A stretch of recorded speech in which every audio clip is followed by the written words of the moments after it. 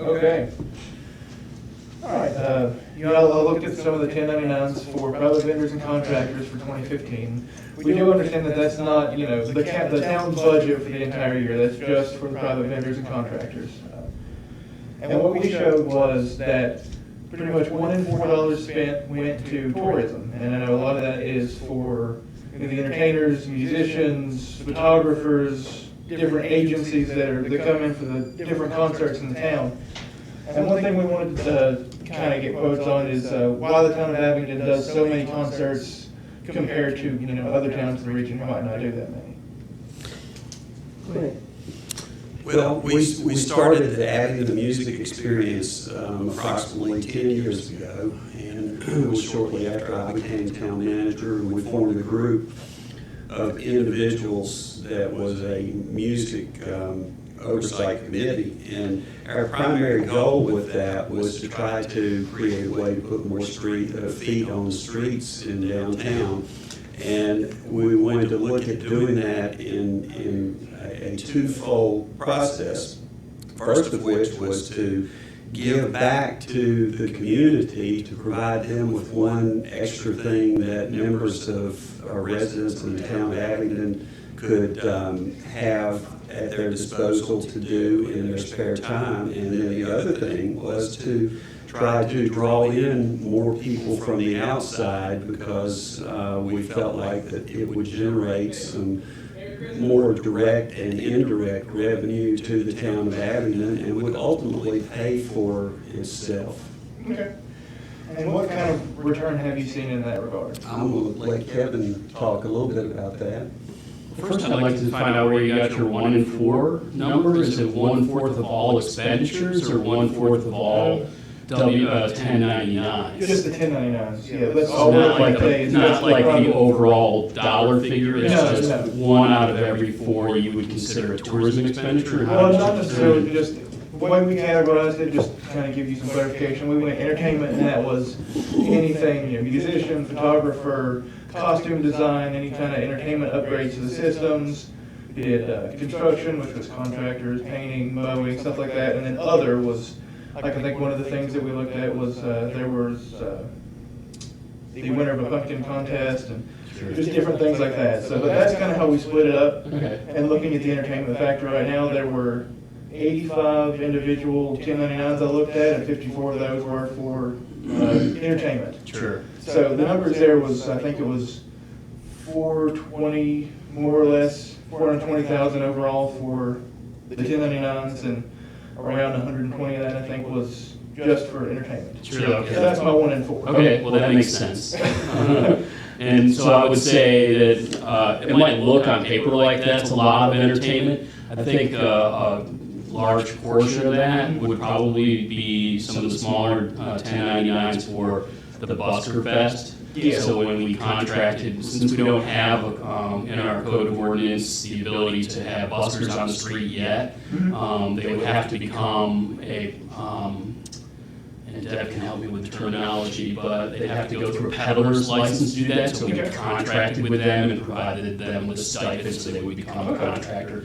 So that probably added to the overall number, giving you a perception like, wow, look at a lot of these 1099s are coming out of tourism. And one thing we do want to stress is that we do understand that's not the overall town budget, it's just 1099s, and we're trying to make sure that we make that difference, in the article, so people don't think, oh, well, 1/4 of the town's budget was spent on these musicians, and that's not necessarily the case. Sure, and I would also add that it's not just spending money for the sake of spending money, it's an investment, and we look at it as, especially from my department, if it's coming out of our department, our goal is to bring people from outside the region into town to spend money in our community to generate more money for the economy. So money being spent is an investment towards that goal. Okay. Let me finish. Let me answer after Kevin's finished before you go on. And so just to address the return on investment, and the other thing, I think 2015, just by looking at numbers, is a little different from 2016. We didn't have at that point a revenue line associated with the expenditure line. So the budget in 2015 was about $58,000, but we spent about $134,000. So although it looked like we went over budget, we certainly offset costs by having opportunities for local businesses to be partners with that through sponsorship and through ticket sales. We generated revenues, so that line sort of balanced itself out at the end, and the same for this last fiscal year, 2016. Okay. And Chuck could probably provide you with that information if you need it. Yeah. But in terms of the economic impact, I'll give you this. I presented it to council a few months back. This is I was actually going to ask you, but I remember that. Sure. In particular for our Thursday jams, which has the most number of entertainers, so it's a 10-week program. We surveyed participants who came to it to ask them if they were one local or two visitor, because our events, well, their main goal is to bring people from outside the region into town and spend money on our community. Yeah. We also want to provide quality music events for our locals to enjoy as part of their quality of life, and, you know, giving them something for their tax dollars in exchange. So the survey shows that 57% of the people were local, 43% were visitors. There's a heat map in there that shows you where they came from, but the last page has the return on investment for, in particular, Thursday jams last year.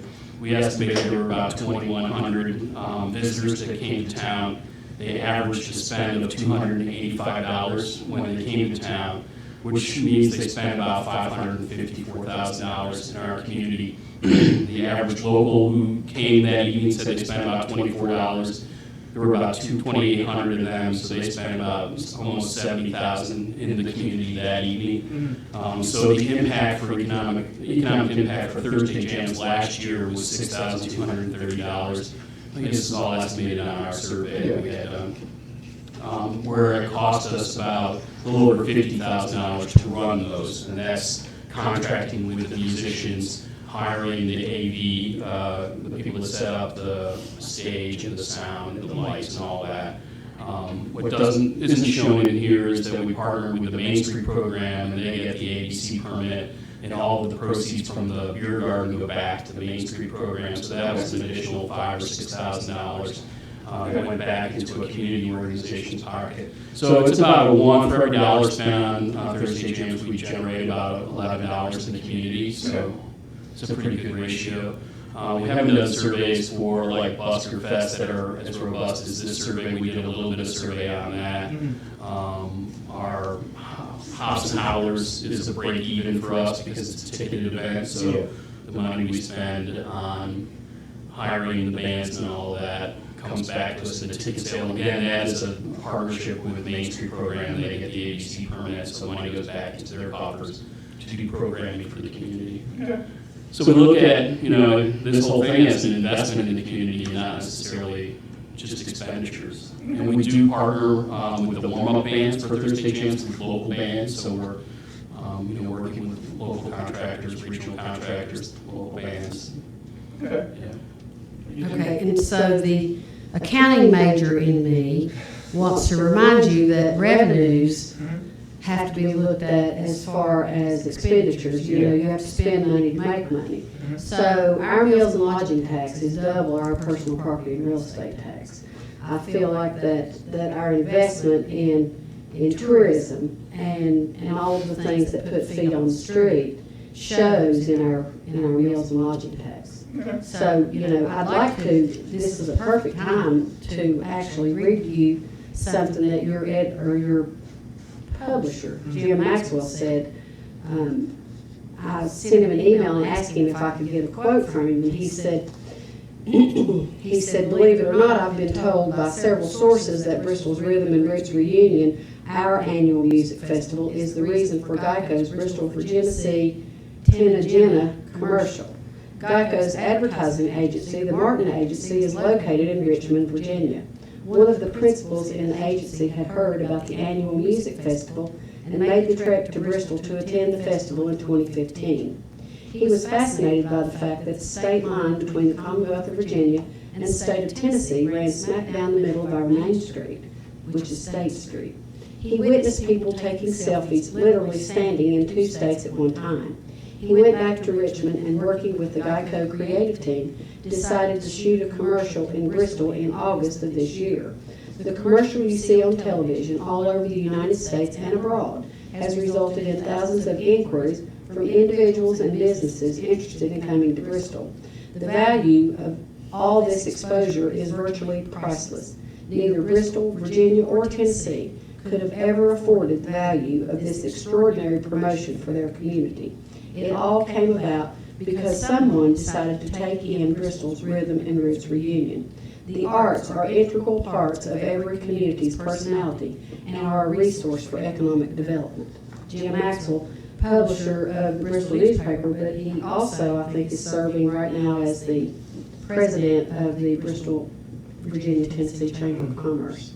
So he was, I don't think you were there, but he was on the panel of the legislative evening at Bristol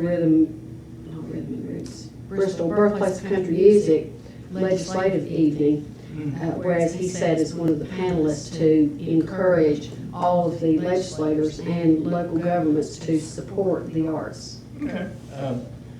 So just kind of go back to, you were talking about the returns that came from Thursday Jams. I don't know if you've looked at the dollar-for-dollar returns overall for the 1099s for 2015, but is that something that you would be able to generate, or would this be the best way to look at it?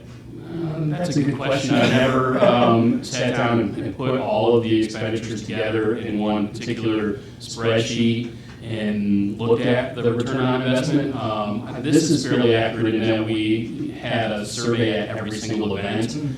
So I feel pretty comfortable that there were no repeat surveys and that it's a pretty clear reflection. Again, each event has a different scope to it, so the expectation of return would be a little bit different. The goal of Thursday Jams, in particular, when we decided to go and do this, was to bare minimum get some feet on the street on a Thursday evening, but also to try to bring people from outside the region in to spend money in our community. So I think that this shows that that's successful.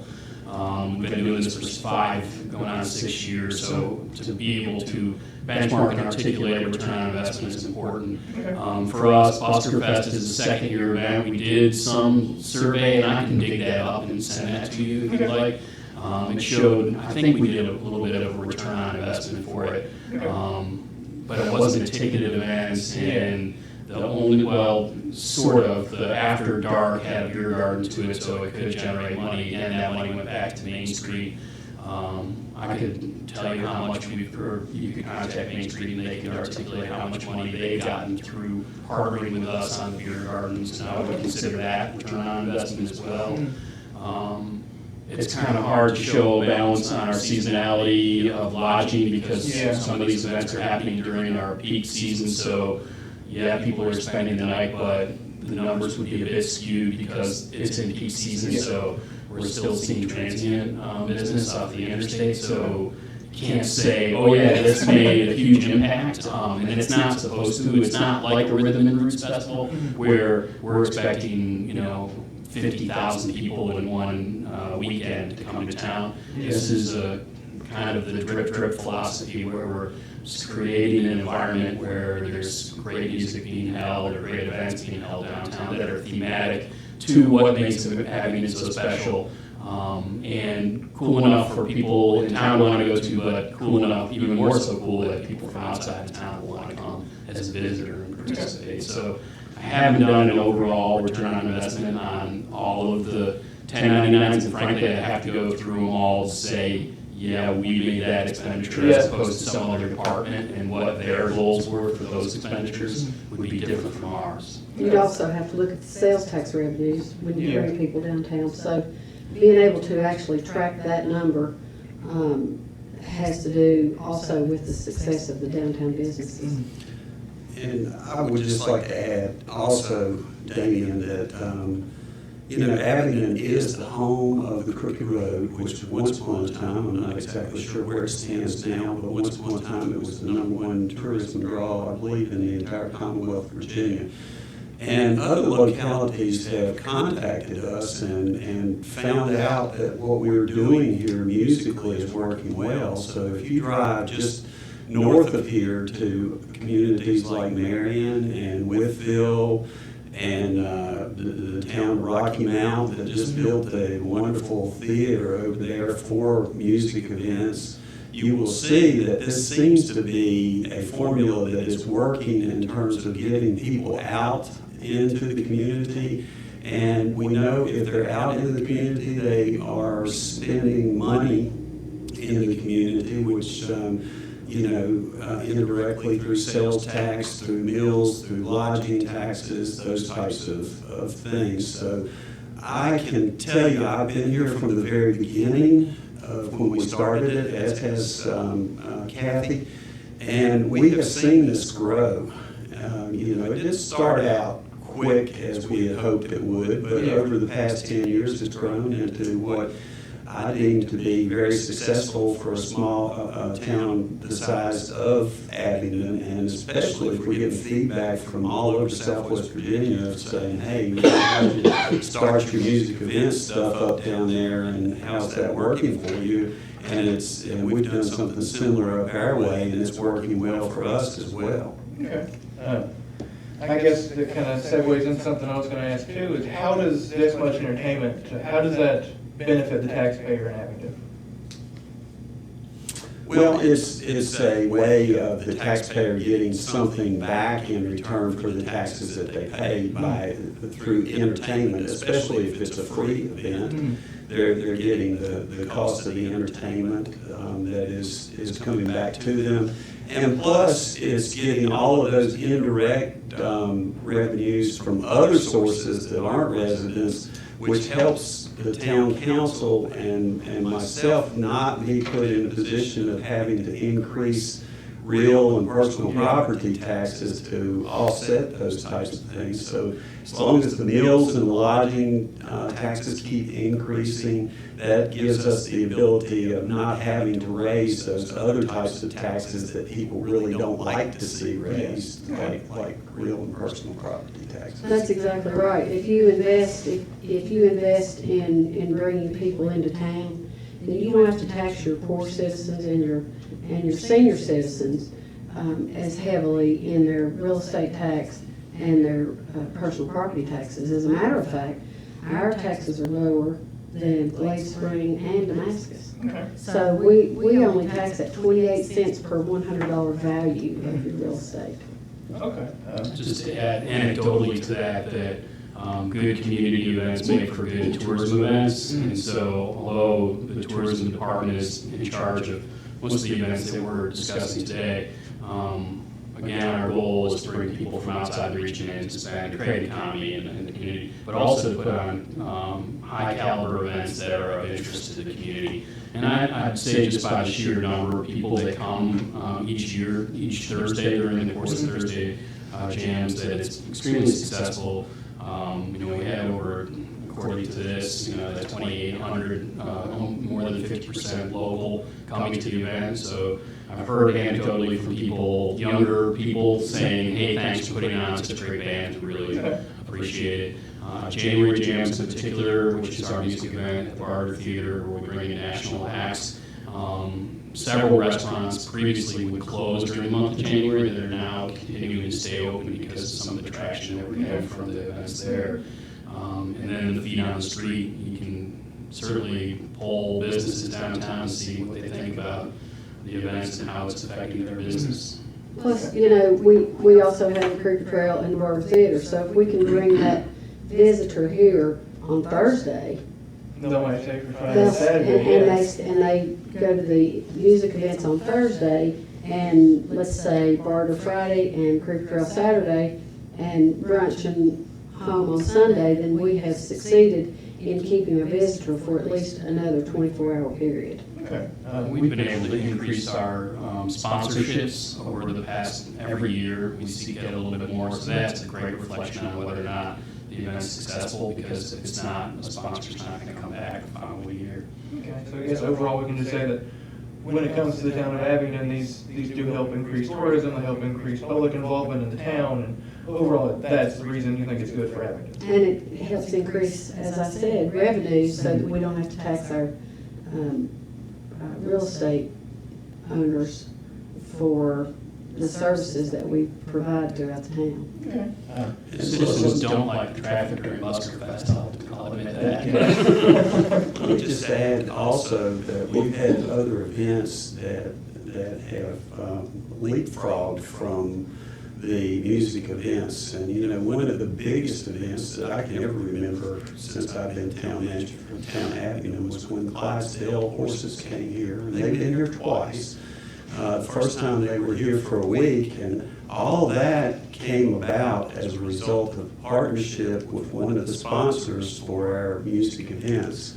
And we were able to get them to bring those horses here.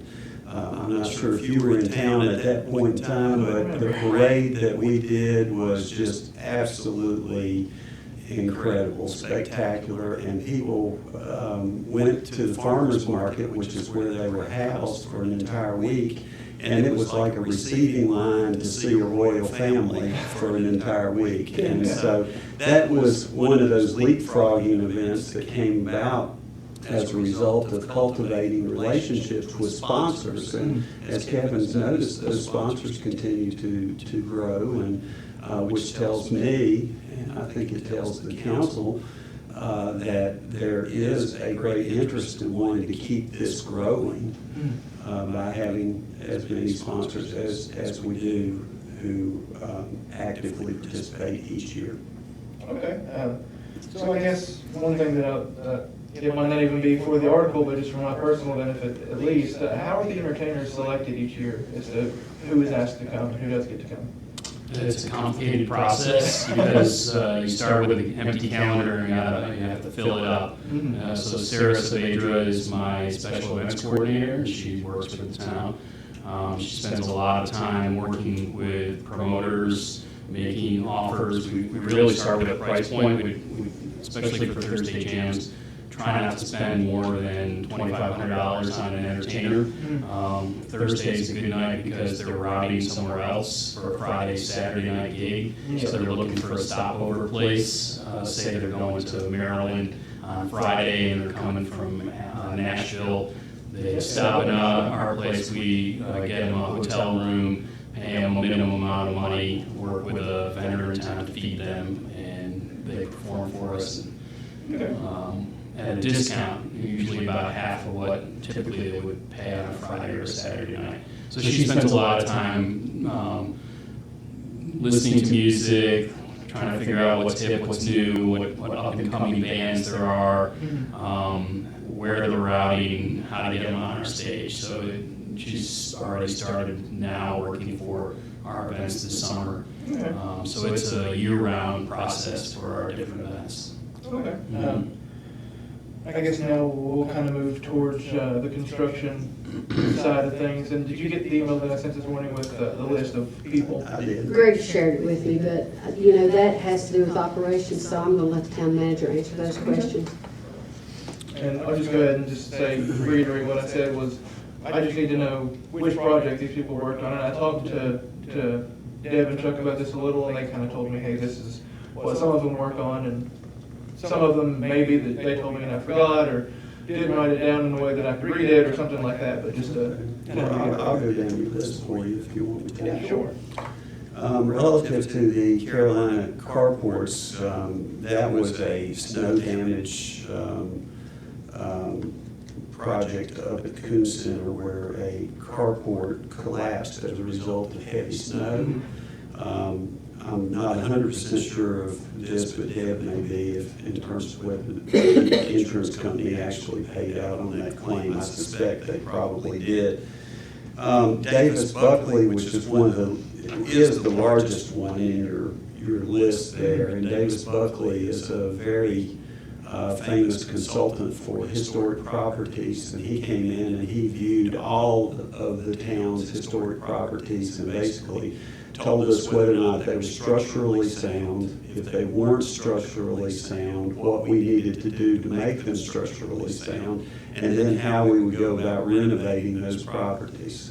And since he's come to town and done that, or his firm has, we have since renovated the Finley House, which is the house over by the Creeper Trail, and made it into a branch tourism office and a home for the Virginia Creeper Trail Club. The Summers Law Office is now a space that's been totally renovated, and we have it leased out to a private artist who is in that location. And the other two significant properties that we have to deal with at some point in time are the Fields Pen House down here, which is structurally failing right now and needs some major expensive work done to it. And then the other one is the Muster Grounds property, and we're probably going to be looking to work on that one, I would imagine, next. That will depend upon the council, of course, but it's much less costly fix than Fields Pen is. Okay. You inquired about Cliff McConnell. He did the work at the Finley House on the renovation. He was a private contractor, so we did RFPs, and Cliff's the one that got the bid on it and worked that out for us. Some of these are just general routine maintenance items. Scott Mechanical, they do HVAC work, and they were contracted out for the Muster Grounds, the municipal building, the police department. T.A. Smith Construction redeveloped our public restroom facility at the farmers market. When it was originally built, it was not built to commercial grade and was not ADA compliant, so we basically gutted it and started from scratch and redid that. Eric Smith has done some maintenance work at the Muster Grounds. Stone Mountain Construction is another HVAC, and they've done work here in the municipal building. And also, I think they did some work putting up some of our doors here within the building while they were here. Sweet Plumbing is a company that we use from time to time to do plumbing work here in the municipal building. So we had some bathroom issues. We always have some bathroom issues, and we have to deal with the plumbing aspects that go on there. And then the last one on your list was Terry Henderson Landscaping, and that was something contracted by our town arborist, Kevin Sigmund. He does various work at the Veterans Park, and also assisted in the landscaping of the Academy Drive project, which is the road project going up to William King. And then we took down some pine trees up at the Coombs Center that we were able to utilize some of their work and doing some replantings of things at the Coombs Center. Okay.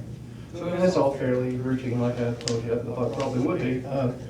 So can you just kind of explain a little bit about the bidding process? You know, I've been here when Kevin or someone else has come up and said, hey, here's these bids we have, you know, which one do you want me to go with? So just kind of explain that process a little bit for me so I can explain it a little easier to everybody else. Well, it's all governed by the Virginia Procurement Act, and we also have a Small Purchases Act, which is allowed under the Virginia Code.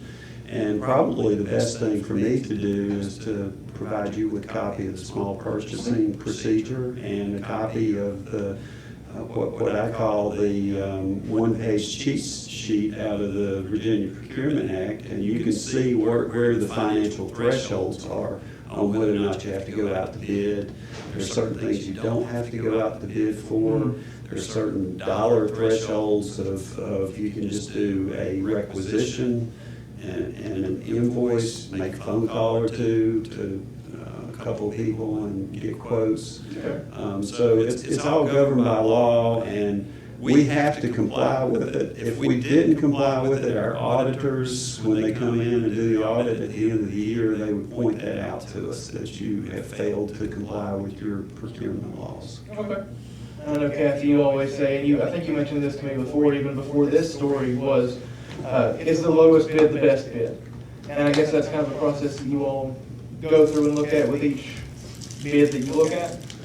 They do, and again, I'm not involved in operations, but they receive those RFPs, they open them, and then they vet the process, and they do decide if the lowest bid is the best bid before they recommend to us, but I'm gonna let Greg answer that. The reason you might not choose the lowest bid is you might have had a contractor that you've dealt with in the past that did not do an adequate job for you. We also try to give preference to local as much as possible. So if we have a local vendor and then the next or the lowest bidder is from somewhere deep in Georgia or something like that, but we've got a local vendor who's within a couple $1,000s or something that we know has a good reputation, then we would look to go local. Okay. And the law allows for that. Okay. And like I said, these kind of explain why they were necessary, just knowing what they were.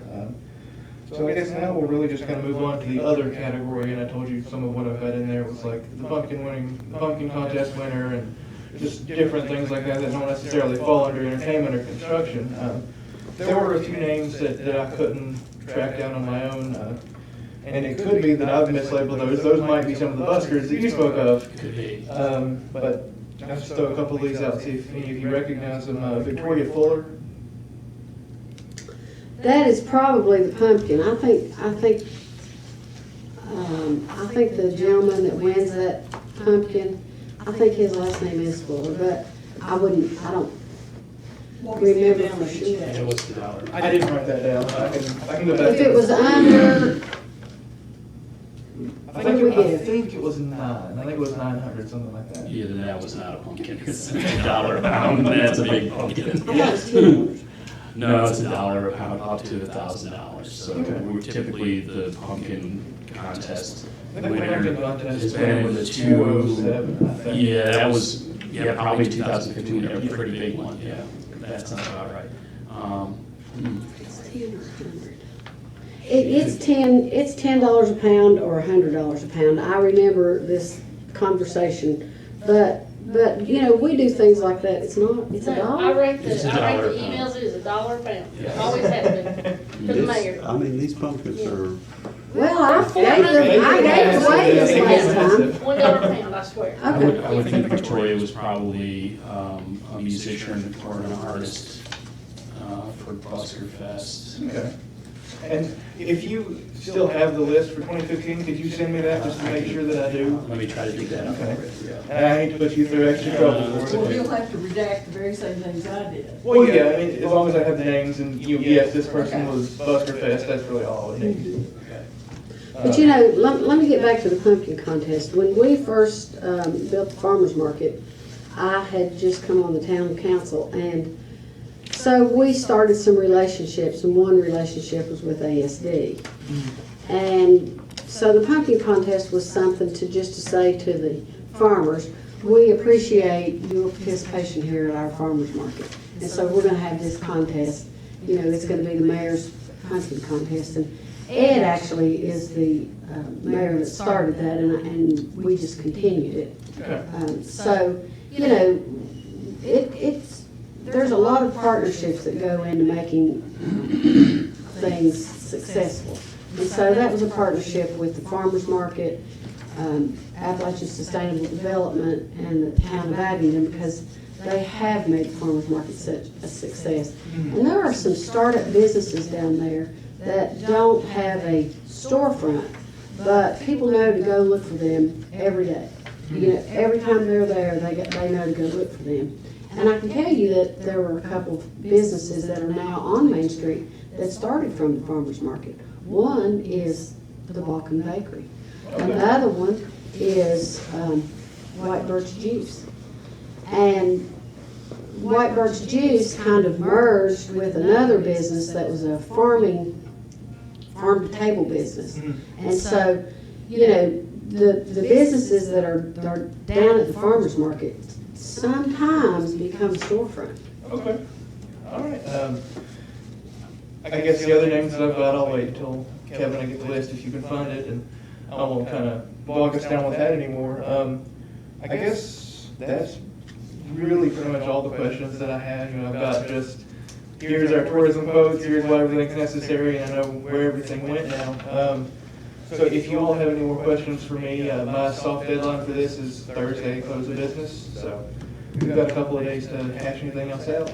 I have one. Shoot. If I can ask from here, you mentioned in your opening line that Abingdon spends more on music than other towns in the region. Tell us what other towns. Well, Bristol per se, it's not necessarily spends more, but with private vendors and contractors, that's kind of what we've gotten. And to my knowledge, we don't have 1099s for every town in the region, but just kind of hashing through the numbers with other reporters and stuff that I've gotten is, that's a pretty fair way to put it is, and like Cathy told me when I first asked for this interview, some of those might be bigger companies where these places are housed and they're not going to be a private vendor. So I guess it just kind of comes into play that way, and I can get specific names if you want me to. So. No, I just wondered which towns were being compared to. Yeah, I understand. Yeah, I understand that.